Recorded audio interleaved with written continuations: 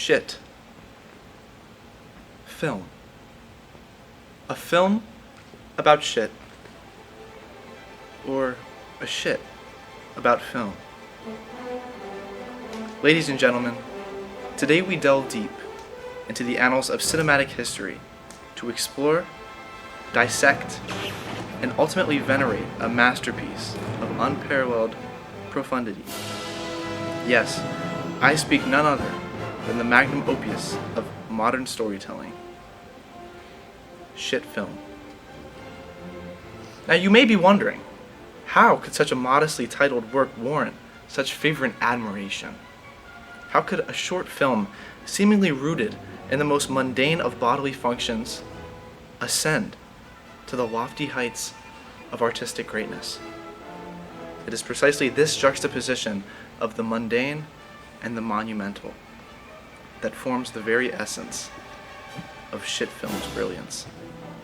The original shit film introduces us to a protagonist, a man whose journey begins in the simplest of settings, a friend's house.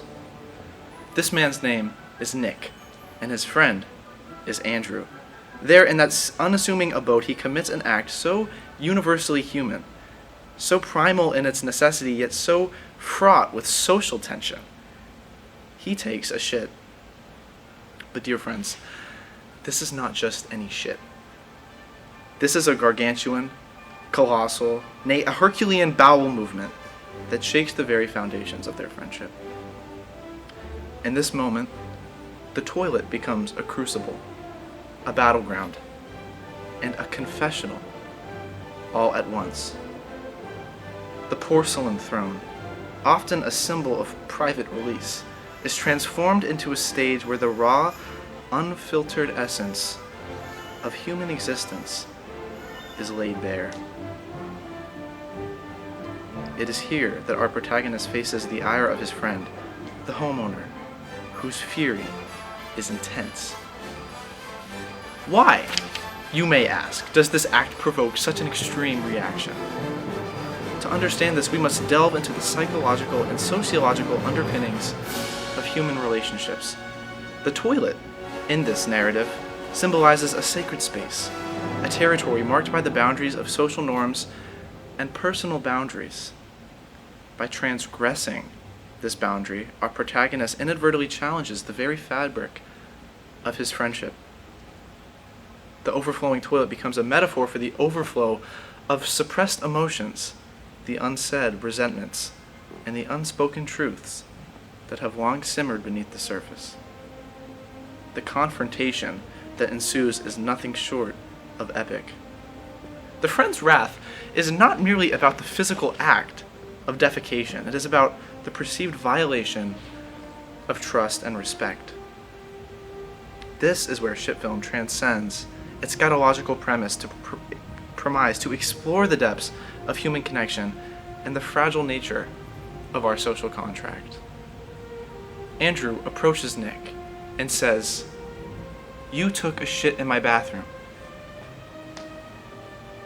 You took a shit in my bathroom. You took a shit in my bathroom." And Nick challenges his friend, standing up and saying, "So what are you going to do about it?" Andrew then attacks Nick, and they have a deeply emotionally rooted yet violent fight that ends in both of them on Andrew's front lawn. Nick says, "You'll never be able to get that shit out of your toilet." But Andrew replies, "Yeah, but I can beat the shit out of you." We can go back to the beginning of this film, when Nick enters Andrew's house. His first words are, "I'm hungry." Hungry for what? Exploitation? Andrew begins talking about the pasta that he's making, and Nick says, "Oh, that shit fire."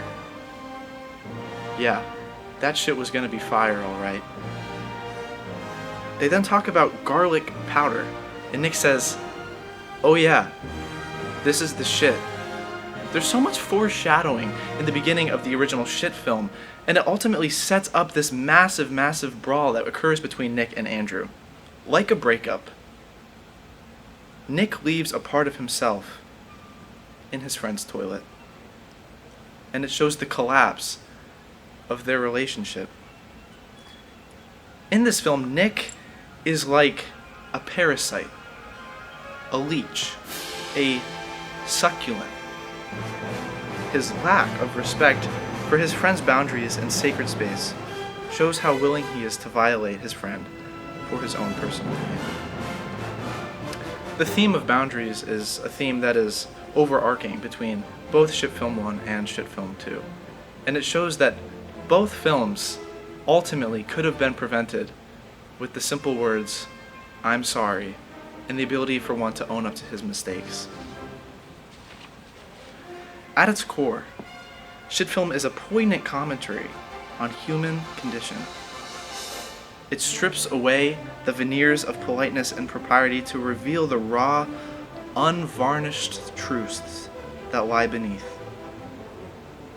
It challenges us to confront our own discomforts, to question our societal norms, and to embrace the messy, imperfect reality of human existence.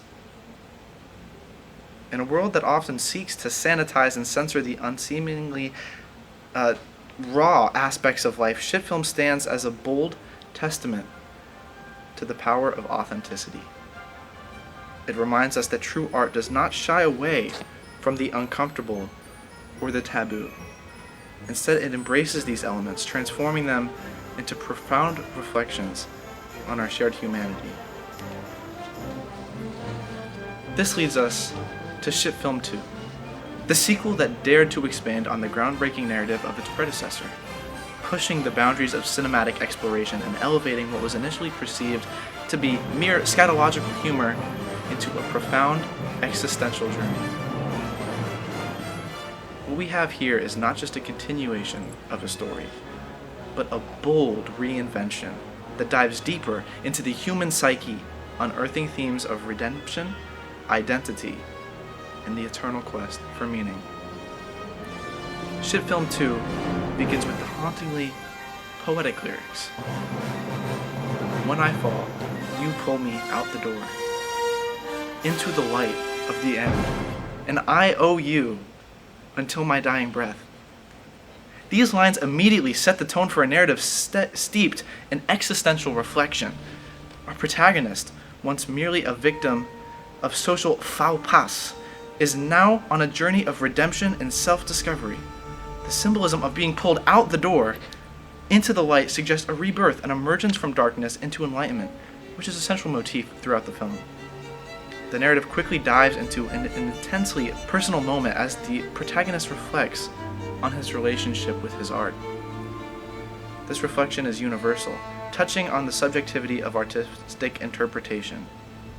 The line, "You know this song," might not mean the same thing to everyone else, but it has a personal meaning to me as an artist, encapsulates the core message of the film, the power of art to resonate on a deeply personal level, beyond the superficial.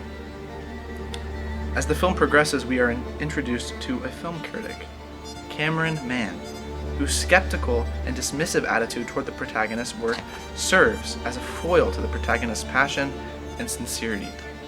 Cameron Mann, as a film critic, is referred to as, or can be seen as, the camera in man, searching for, the light and the art that can be found in humanity. At least, this is what it may seem Cameron Mann's purpose is. The tension reaches its peak during a confrontation between the protagonist and Cameron Mann, where the critic's dismissive attitude clashes with the protagonist's earnestness. This confrontation is not just about differing opinions, but about the very essence of what it means to create and be understood. In a pivotal scene in which the protagonist is screening his movie for Cameron Mann, the protagonist passionately defends his work. The Shit Film is just about these two men, one imposing the social values onto the other. Until that point on, It just evolves into a David and Goliath type struggle. Now, the influence of biblical references is truly astounding. David and Goliath, the story of a behemoth of a man taking on a young and unassuming protagonist, shows the power struggle, and it honestly reflects the power struggle between Cameron Mann and the protagonist, Hendrik. Cameron Mann is a world-renowned film critic, and the protagonist is just showing his film that he took a couple months to shoot entitled Shit Film. The struggle between David and Goliath is reflective of the struggle between Hendrik Prime and Cameron Mann. Goliath, being Cameron Mann, is a world-renowned film critic who's known for his take on art and his voice. Hendrik Prime is the David in this analogy, and it shows that he is up against this world-renowned film critic whose opinion would be very, very influential on Hendrik Prime's work. Here, Shit Film 2 transcends into surface-level narrative, revealing a deeper allegory between power dynamics and personal autonomy. The struggle between the two characters becomes a microcosm of larger societal conflicts, where the bathroom incident symbolizes a breaking point, a moment where suppressed tensions erupt into open conflict. The subsequent sequences, filled with dramatic musical interludes and escalating verbal sparring, bring a sense of operatic grandeur to the film. The repeated phrases and intense dialogue exchanges add a layer of theatrically enhancing the emotional intensity and underscoring the gravity of Hendrik Prime's struggle. As the film unfolds, we witness the protagonist's journey towards self-acceptance and artistic integrity. The inclusion of various eccentric characters, such as the lifelong friend Portugal and the maid Brickhouse, serves to highlight the protagonist's isolation and the uniqueness of this vision. These characters, each representing different facets of his life and psyche, contribute to the rich tapestry of this narrative. One of the most poignant moments occurs when a surreal confrontation between Hendrik Prime, pushed to his limits, exclaims, "Someone took a shit in my bathroom." This line, delivered with a mix of desperation and determination, encapsulates the absurdity and profundity of the film. It is both a literal statement and a metaphor for the invasion of personal space and the violation of boundaries, themes that resonate deeply with all audiences. Once again, we see the influence of this overarching theme of boundaries. In a particularly introspective scene, the protagonist reflects on the nature of the art and the artist's struggle for recognition. You think that any director with some self-respect could at least add a few Dutch angles? Ever heard of them? They're the #1 cinematic technique worldwide. This meta-commentary on filmmaking techniques and artistic choices serves as a clever nod to the audience, acknowledging the film's self-awareness and its place within the broader context of cinematic history. The use of Dutch angles, symbolizing distortion and disorientation, mirrors the protagonist's internal turmoil and the chaotic nature of his journey. The climax of Shit Film 2 is a masterful blend of emotional catharsis and visual spectacle. As the protagonist and Cameron Mann engage in a heated debate about the value of art, the film reaches a crescendo of dramatic tension. The protagonist's impassioned declaration, "I put my life and soul into my craft, and you cannot say the same." This line is a powerful testament to the sacrifices and dedication inherent in the creative process. This moment of raw vulnerability and defiance captures the essence of the artist's struggle for validation and respect. To fully appreciate the brilliance of Shit Film 2, we must first consider its innovative approach to storytelling. The film is not merely a sequence of events, but a tapestry woven with thematic threads that challenge, provoke, and ultimately transcend the audience's expectations. It is a cinematic journey that explores the depths of human relationships, societal norms, and most importantly, the quest for personal meaning. The title alone, shit film, might seem unassuming. It is about one man imposing his values onto another in a negative, narcissistic way. And in both cases of Shit Film 1 and Shit Film 2, our unassuming hero, Andrew, in Shit Film 1, and Hendrik Prime in Shit Film 2, retaliate in their own fashion, leading to an ironic confrontation. It highlights the film's core themes of power, rebellion, and authenticity. In both cases, the protagonist's impassioned defense of their work serves as a rallying cry for artists everywhere, a declaration that true art cannot be constrained by conventional norms or external validation. In comparison to Shit Film 1, Shit Film 2 further distinguishes itself through its innovative use of cinematic techniques and soundtrack. As we approach the film's climax, the tension between the protagonist and cameraman reach a boiling point. In comparison to Shit Film 1, Shit Film 2 further distinguishes itself through its innovative use of cinematic techniques and soundtrack.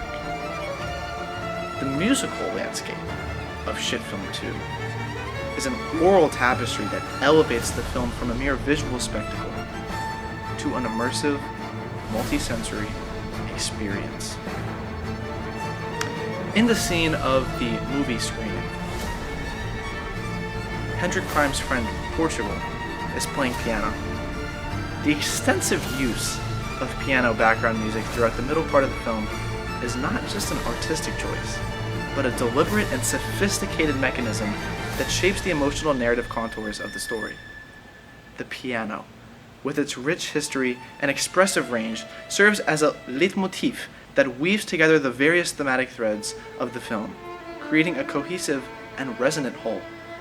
Firstly, the choice of piano as the primary instrument harkens back to the golden age of cinema, evoking the aesthetic of an old-timey black and white film.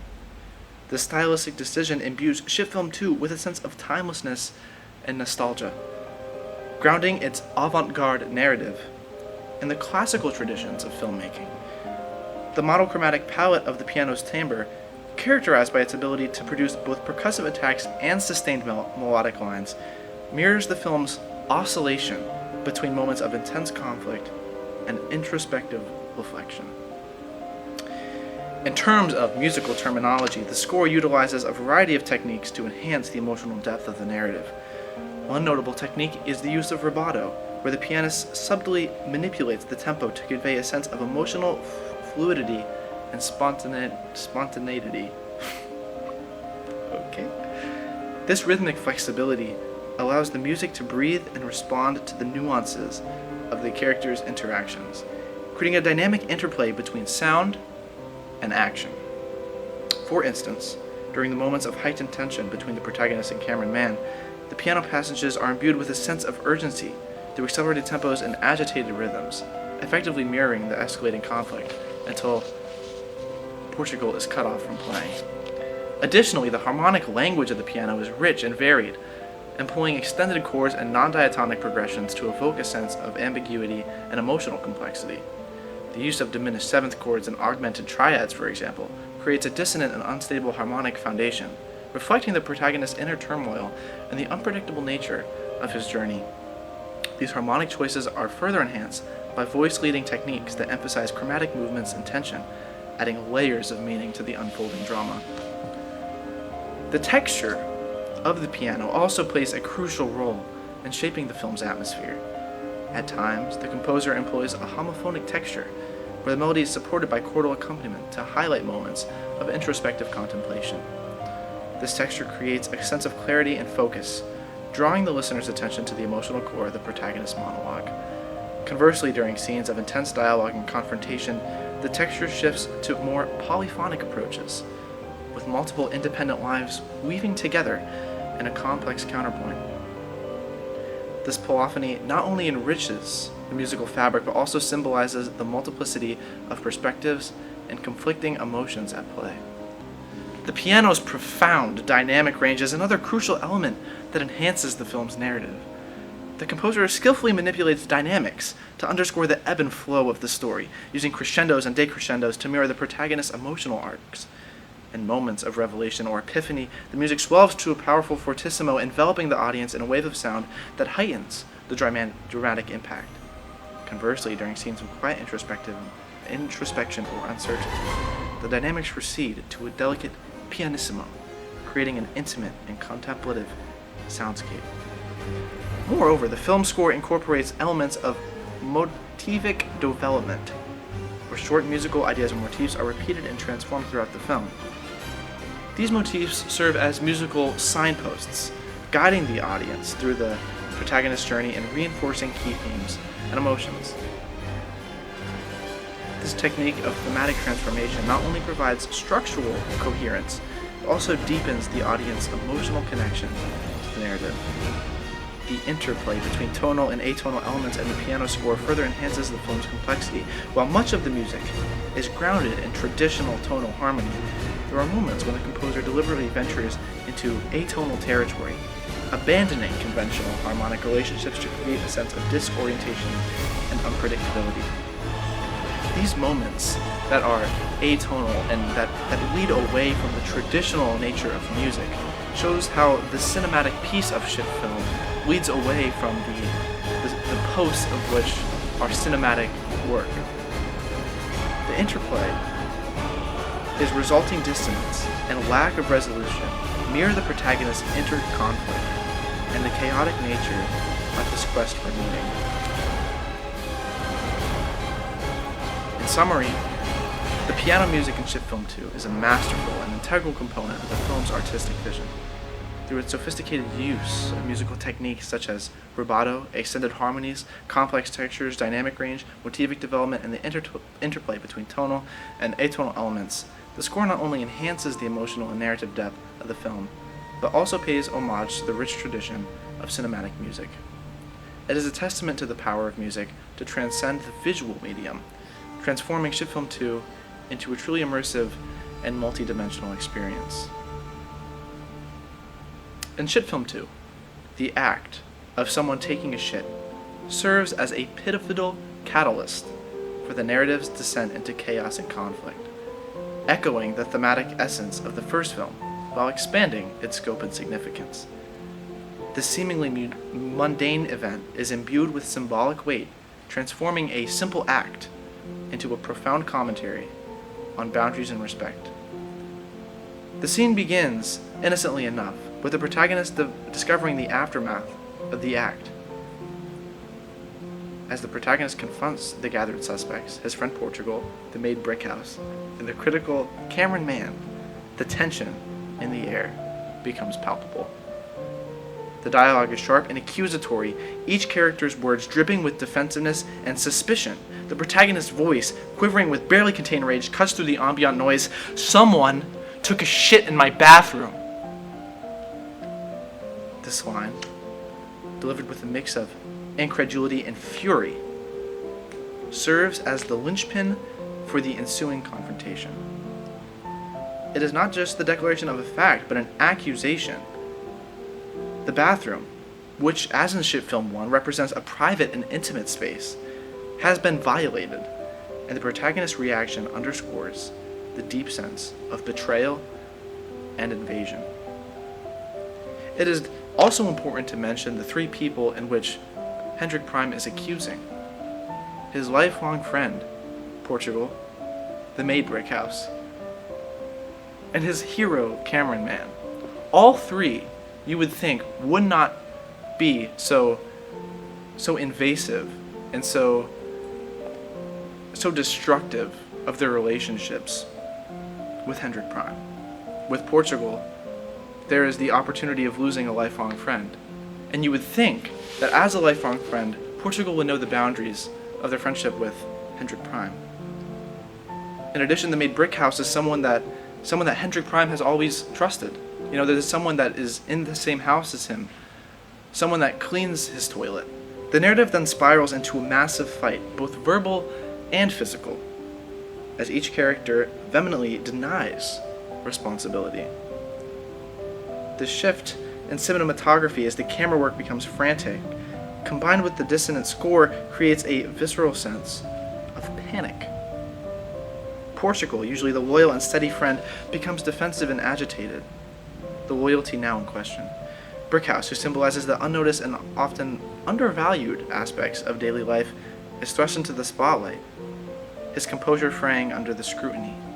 And Cameron Mann, the critical outsider, exacerbates the situation with his condescending remarks, further inflaming the protagonist's anger.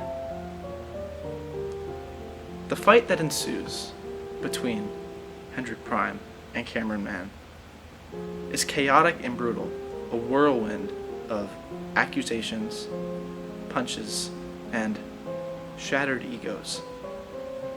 Each blow and insult hurled is a manifestation of deeper, unresolved tensions, making the conflict as much about personal grievances as it is about the immediate incident. The significance of this fight extends beyond the physical altercation. It becomes a microcosm of the film's broader themes: human relationships, the complexities of personal boundaries, and the often destructive nature of unresolved conflict. The shit in the bathroom becomes a symbol of everything that is wrong in these relationships, a tangible manifestation of disrespect, carelessness, and breakdown of social order. As the fight reaches its climax, the physical and verbal chaos gives way to a moment of stillness and realization. The protagonist, in a moment of raw vulnerability, breaks down and he says the line, "I put my life and soul into my craft." And this is what it comes to. This moment of emotional catharsis is powerful, highlighting the Hendrik Prime's deep sense of frustration and disillusionment. It underscores the broader theme of the artist's struggle for respect and validation, a struggle that is often met with indifference or outright hostility.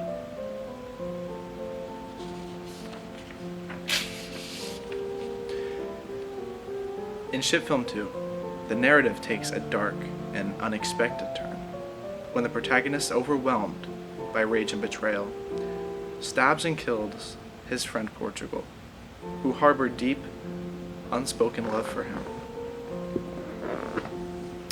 This act of violence is both shocking and symbolic, marking the culmination of Hendrik Prime's emotional descent and the ultimate expression of the film's themes of conflict and madness. The scene begins in the aftermath of the chaotic fight over the shit in the bathroom.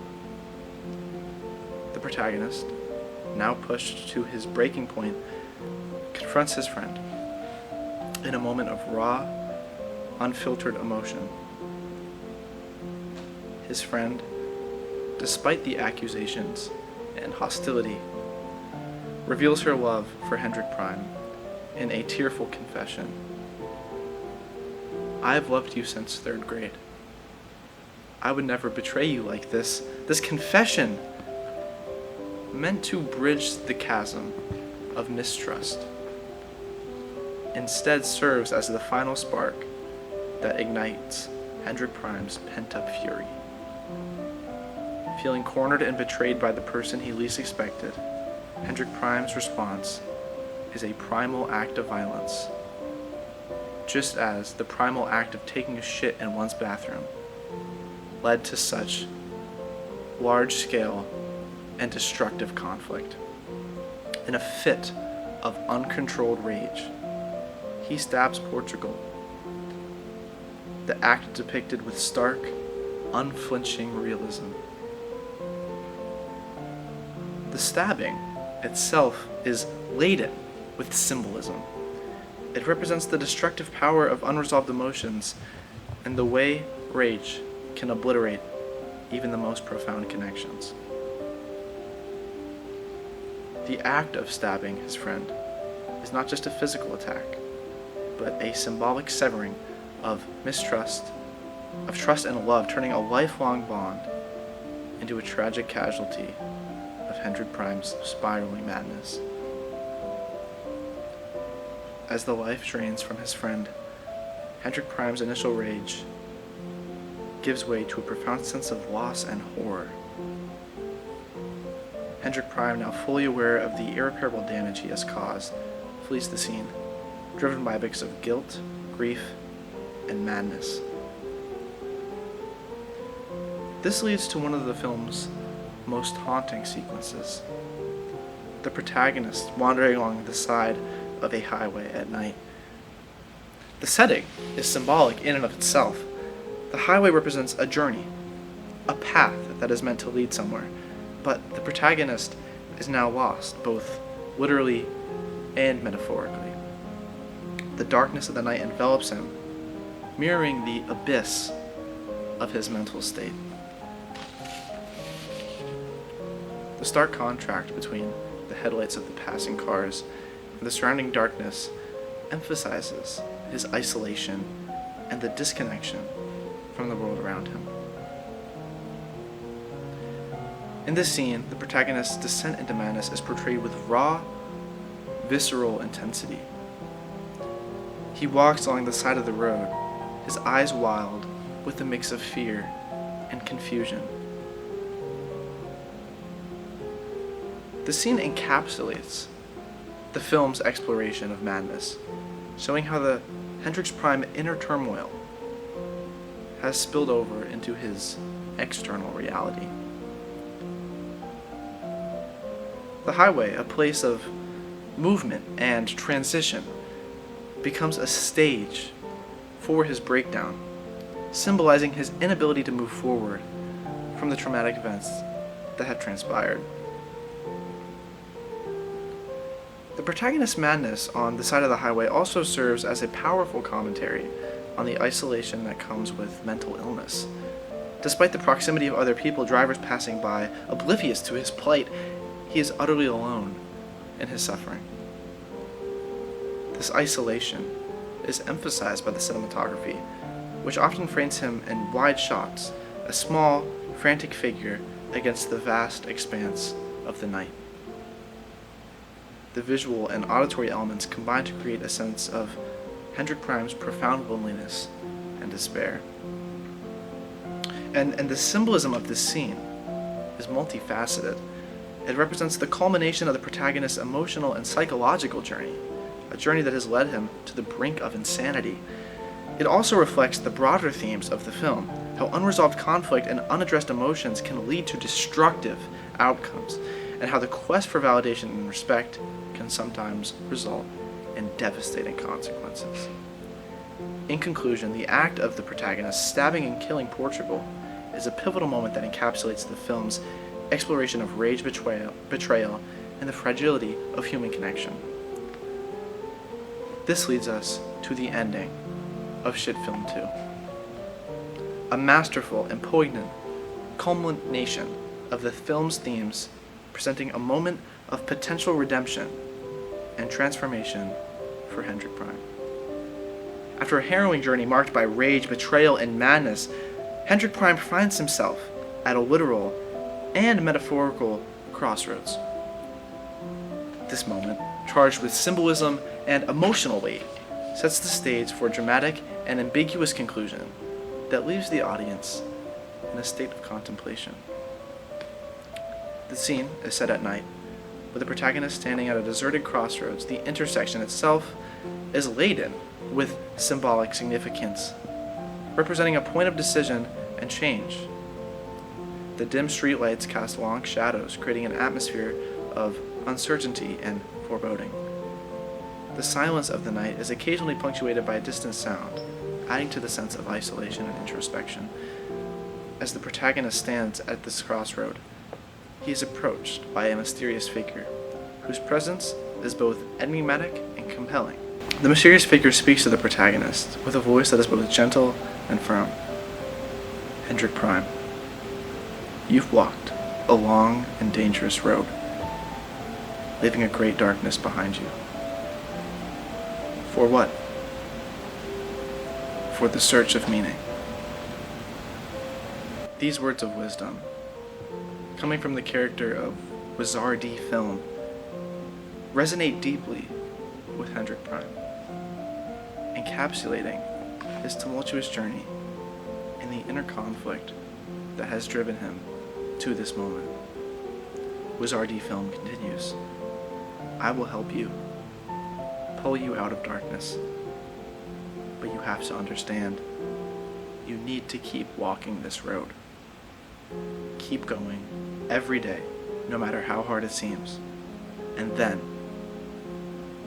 you'll find your meaning.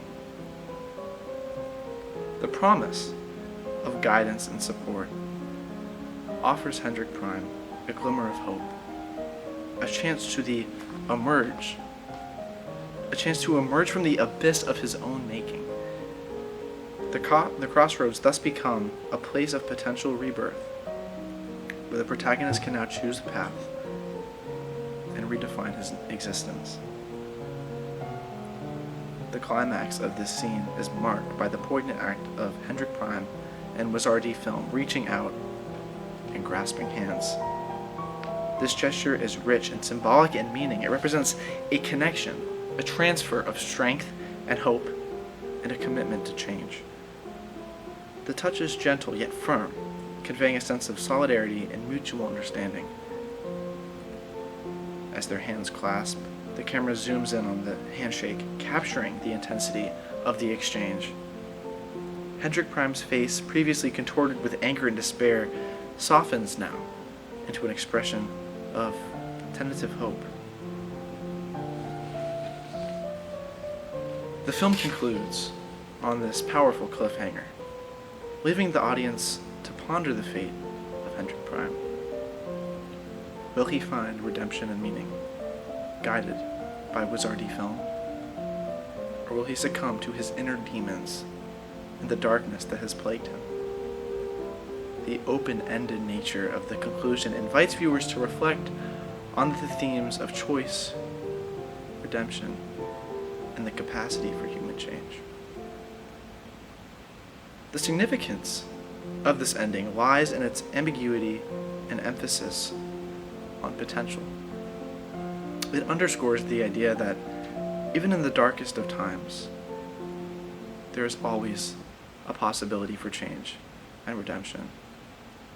The crossroads, Wizardy Film, and the act of clasping hands all serve as metaphors for the choices we face in life and support we can find in others. In a broader sense, the ending of Shit Film 2 reinforces the film's exploration of the human condition, the struggles we face, the mistakes we make, and the hope that lies in our ability to choose a new path. It leaves the audience with a sense of unresolved tension, prompting them to engage with the narrative on a deeper level and to consider their own journeys and crossroads. In conclusion, the ending of Shit Film 2 is a powerful and evocative moment that encapsulates the film's themes. The crossroads and the mysterious figure offer a potent symbol for potential transformation. By concluding on a cliffhanger, the film invites the audience to reflect on the nature of choice and the possibility of redemption, leaving a lasting impression that resonates long after the credits roll. In the end, the series of Shit films show the influence of ego, the influence of narcissism, and the importance of boundaries. We are left to wonder how it all could have been avoided. These fights and the death of Hendrik Prime's close friend. Not only are we left in reflection, we're left in anticipation on what could come next. The Shit Film series is far from over, and we're left only to wonder what we could see in the future.